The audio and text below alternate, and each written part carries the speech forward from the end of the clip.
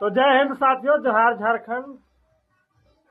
जिस हिसाब से टाइगर जयराम महतो जी ने विधानसभा सदन में बोलने को साहस रखते हैं, उस हिसाब से बस 10 विधायक रहे ना तो पूरा राज का मतलब होलिया चेंज हो जाएगा। उन्होंने बिना बेहिचक किसी भी मुद्दा को उठाने को काम करते हैं और गरीब, पिछड़े, दलित और हर जाति व वर्ग को लोगों को फायदा के लिए बात करते हैं, चाहे छात्रवृत्ति हो या देखिए हाल ही में जो उनको आवास मिला है रांची में 4 करोड़ के, उसे नीलाम करने के लिए खुली चैलेंज दे रहे हैं। लेकिन और जगह के विधायक और विधानसभा के विधायक लोग बोलते हैं कि 3 लाख में हम लोग का फर्नीचर नहीं होगा, 10 लाख चाहिए। उसे मुंहतोड़ जवाब देने के लिए जयराम महतो ने काम किया है। जय हिंद साथियों, जोहार झारखंड। जयराम कुमार महतो। धन्यवाद अध्यक्ष महोदय। मेरा प्रश्न बड़ा ही गंभीर है। आज पूरे राज्य को पता है कि आज विगत वर्षों से ओबीसी के छात्र छात्राओं को स्कॉलरशिप नहीं मिला है, और इस पर जब भी बातचीत होती है तो विभाग, राज्य सरकार केंद्र को दोष देने का कार्य करती है। तो मैं स्पष्ट जानना चाहता हूं, क्योंकि इन्होंने उत्तर में भी लिखा है कि केंद्र सरकार से राशि प्राप्त होने के उपरांत भुगतान की कार्रवाई की जाएगी। तो मान के चलते हैं अगर केंद्र ने राशि का भुगतान नहीं किया तो आप स्पष्ट शब्दों में कह दीजिए कि ओबीसी छात्र छात्राओं को स्कॉलरशिप नहीं मिलेगा। बस हम इतना जानना चाहते हैं, अगर केंद्र ने राशि का भुगतान नहीं किया तो आप देंगे कि नहीं देंगे, एक लाइन में कह दीजिए। काहे इतना मतलब विवाद खड़ा करना, छात्र राजनीति में क्यों पिसेंगे? एक लाइन में, अगर केंद्र ने राशि का भुगतान नहीं किया तो आप देंगे या नहीं देंगे? माननीय मंत्री महोदय। माननीय मंत्री जी। सर, क्लास 1 से 8 तक कोई प्रॉब्लम नहीं है ओबीसी का, क्योंकि सारा पैसा स्टेट देती है। प्रॉब्लम सर 9 और 10 और पोस्ट मैट्रिक का है, और इन दोनों में 60-40 का रेशियो है। अब कानून बना है तो बना है सर, तो हम लोग तो वेट करते हैं, और इसीलिए हम मंत्री जी के पास भी गए, भारत सरकार के पास, और उनको सारा आंकड़ा भी बताए कि आप हमको देंगे तभी मेरा जो मेरा बजट का पैसा है सो खुलेगा। मतलब मेरे पास फाइनेंस रेजुलेशन है फाइनेंस डिपार्टमेंट का कि हाँ, कि वो नहीं देगा तो ये नहीं खुलेगा। जैसे हम मांगने गए सर तो वो सिर्फ 3 करोड़ रुपया दिया हमको, तो उसका 2.5 करोड़ रुपया राज्यांश निकल गया, तो 6 करोड़ रुपया मात्र हुआ। तो ये 6 करोड़ रुपया में तो होगा नहीं। अब हम फिर भी वेट कर रहे थे कि वो अगर आ जाए, मिल जाए, क्योंकि वो आ करके बोले भी कि मंत्री गए थे और हम उसको एश्योर किए हैं कि और ज्यादा पैसा हम भेजेंगे, लेकिन अभी तक वो आया नहीं सर। तो क्या पता आएगा कि नहीं आएगा, हम लोग भी असमंजस में है, और नहीं आएगा तो हमारे बच्चों का क्या होगा ये भी हम लोग सोच रहे हैं सर। और इसीलिए हमारे पास बजट में जो पैसा है, क्योंकि उसके लिए एक प्रावधान है कि उधर से आएगा तभी हम खोल सकते हैं, इसको शिथिल करने की आवश्यकता हम महसूस कर रहे हैं सर। हमको देना है सभी ओबीसी बच्चों को, उसको आगे बढ़ाने के लिए हमको महसूस है इस बात को। इसलिए सर करीब करीब हमारे पास काफी इतना पैसा है जिससे कि ये संभव हो जाएगा। बजट के अनुसार 275 और 9-10 के लिए 39 करोड़ और 275 करोड़ है हमारा पोस्ट मैट्रिक के लिए, इतना पैसा है। तो ये शिथिलीकरण के लिए हम लोग लेटर लिख रहे हैं। कल हमने पित्त पत्र भी जारी कर दिया सेक्रेटरी को कि आप इसका वैकल्पिक व्यवस्था करें। केंद्र नहीं देगा तो उसकी बात है, मत देने दीजिए, हम क्या करेंगे उसको बात बताइए। मेरे पास बजट में है, उसको क्लियर करिए। तो हमने लिख दिया है, कुछ दिनों में हम लोग इसका व्यवस्था करेंगे। पिछले कल के अनुसार हम शायद लगता है कि इसको हम लोग ठीक कर लेंगे। चलिए जयराम जी, अच्छा उत्तर हुआ। यानी ठीक है अध्यक्ष महोदय, 1 साल से ज्यादा हो चुका है, तो वही तो अगर केंद्र नहीं दिया तो क्या आपके पास विकल्प है, क्या तैयारी आपके? तो जयराम जी सर, आप शायद ध्यान से, 1 साल से ज्यादा हो चुका है। नहीं सही बात हो चुका है, सही बात है। आपका सवाल को मंत्री जी स्वीकार भी किए और पित्त पत्र भी लिख चुके हैं। ये उत्तर नहीं हुआ। अच्छा, हम थोड़ा सा उनके आंकड़ों के अनुसार ही जानना चाहेंगे मंत्री जी से कि 2023-24 में कितना राशि स्कॉलरशिप के लिए भुगतान किया गया था 2023-24 में? माननीय मंत्री जी, 2023-24, हालांकि 2023-24 में आप शायद नहीं थे, फिर भी थोड़ा सा जानकारी हासिल करके। सर 23-24 में ठीक है हाँ बोल रहे हैं, ये तो लिखा हुआ है। 23-24 में 67.88 करोड़ हम लोगों ने डिमांड किया था, उसके बदले में 7.35 आया, केंद्र का हिस्सा इतना ही आया। 24-25 में 66.14 करोड़ रुपया डिमांड किया, 12 ही करोड़ आया।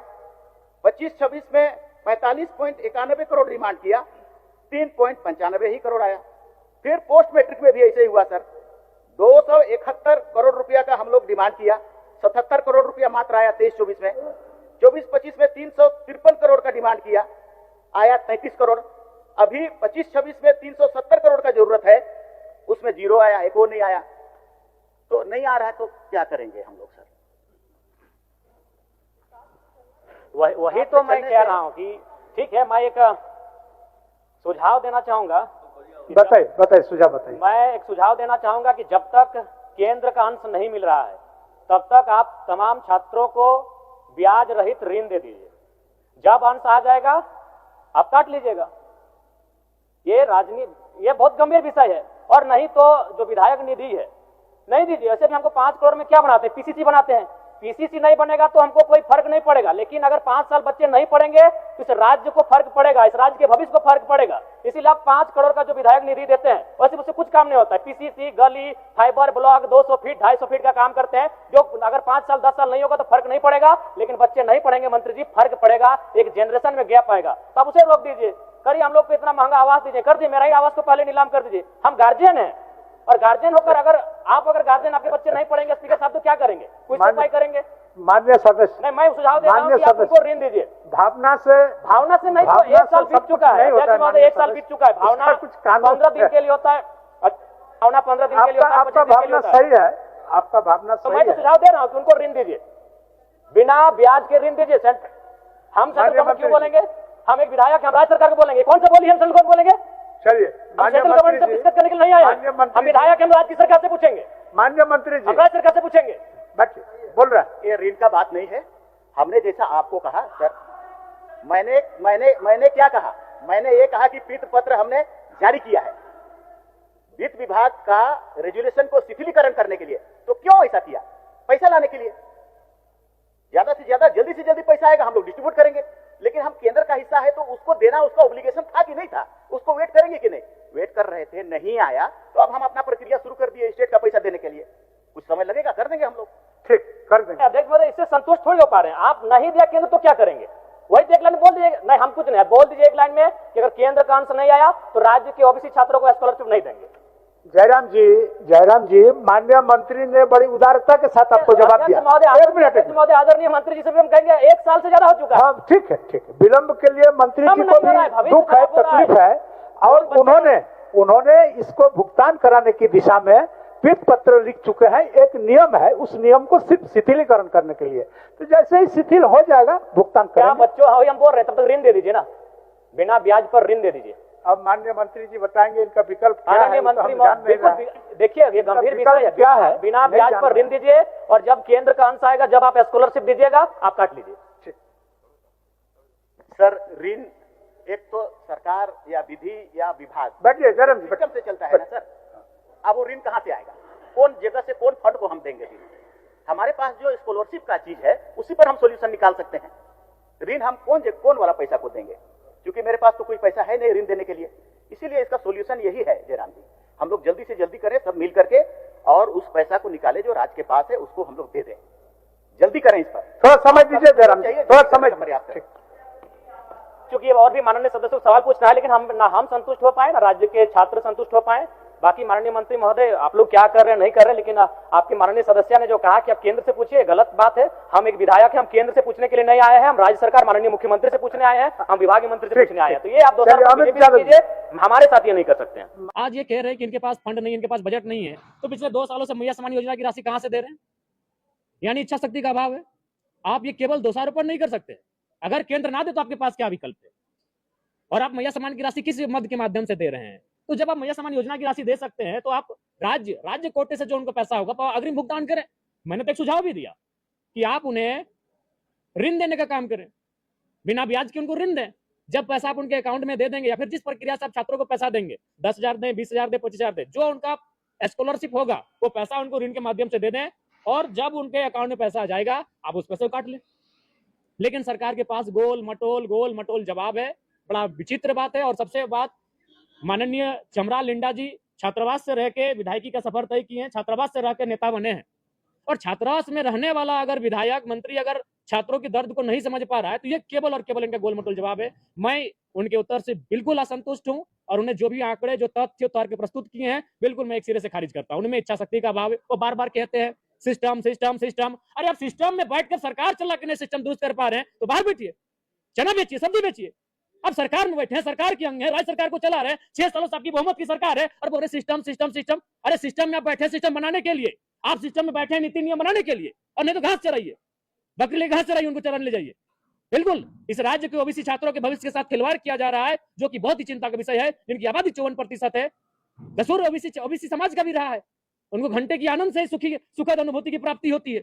आज ये बहुत बड़ा प्रश्न चिन्ह लगा है उनके जीवन पर, उनके लाइफ पर। बिल्कुल उनका लाइफ, उनका मैं देख पा रहा हूं, मुझसे हजारों छात्र आज लगभग विगत 6 महीनों मिल चुके, मैं नहीं कह रहा हूं एक दिन में, 6 महीनों में हजारों छात्र जनता दरबार के माध्यम से मुझे मिल चुके हैं। वो रोते रोते हमसे मिलते हैं, वो धीरे धीरे शहरों से अपने गांव की ओर वापस जा रहे हैं, वो मजदूरी के लिए बाहर जा रहे हैं। आप आंकड़ा निकालिए, आप आंकड़ा निकालिए कि जो लोग पलायन कर रहे हैं, जो युवा पलायन कर रहे हैं अन्य राज्यों में, अन्य देशों में काम करने के लिए, उनकी आयु क्या है?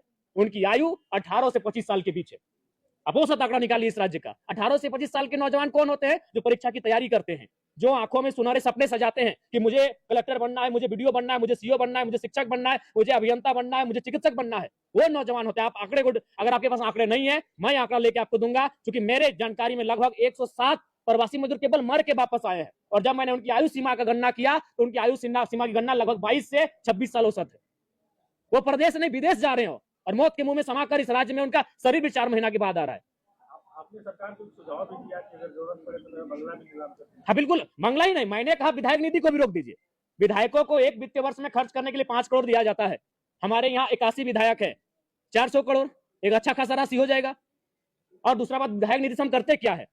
हम कोई बहुत बड़ा काम नहीं करते विधायक निधि से। आपकी जानकारी के लिए बता दें, पहले जब हम विधायक निधि लेके जाते हैं तो उसको हम लोग पंचायत वाइज डिस्ट्रीब्यूट करते हैं। जैसे मेरे डुमरी में 70 पंचायत है, तो 5 करोड़ को हम 70 से भाग देंगे तो कितना निकल कर आएगा? 7 लाख रुपया। 7 लाख रुपया से हम कौन सा तीर मार लेंगे? एक पीसीसी का ही निर्माण करेंगे, फाइबर ब्लॉक का ही निर्माण करेंगे, या चबूतरा बनाएंगे। विधायक निधि से आपकी जानकारी के लिए बता दें, विधायक निधि से या तो चबूतरा बनता है, या तो 200 से लेकर 500 फीट का पीसीसी बनता है, या तो किसी की गली में वो फाइबर ब्लॉक का निर्माण होता है। बताइए इससे हम कहां चांद पर चले जाएंगे? मैंने कहा कि ये योजनाएं अगर नहीं होंगी तो हमारे राज्य को और हमारे क्षेत्र को विशेष फर्क नहीं पड़ेगा। अगर हम पीसीसी नहीं बनाए तो फर्क नहीं पड़ेगा, लेकिन अगर युवा नहीं पढ़ेंगे, जो अभी पढ़ने वाले हैं, जो स्कूल कॉलेज में पढ़ने वाले हैं, तो फर्क पड़ेगा।